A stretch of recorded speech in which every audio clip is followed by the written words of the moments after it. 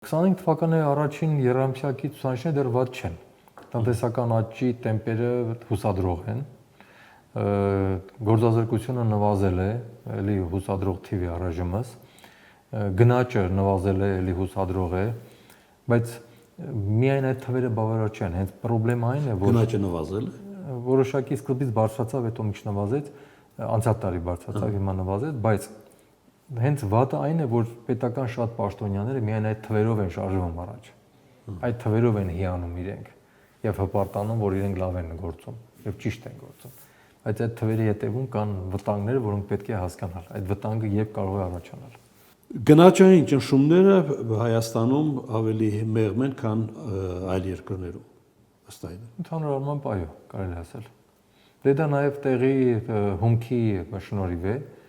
Տեսեք, ասենք օրինակ շինանյութերի առումով մենք հիմնականում ինքնաբավ ենք, գյուղատնտեսության բնագավառում շատ բաներում էլ ինքնաբավ ենք։ Եվ դրա հետևանքով, ասենք թե մենք շատ մեծ այդ արտարժութից կախվածությունը չենք զգում։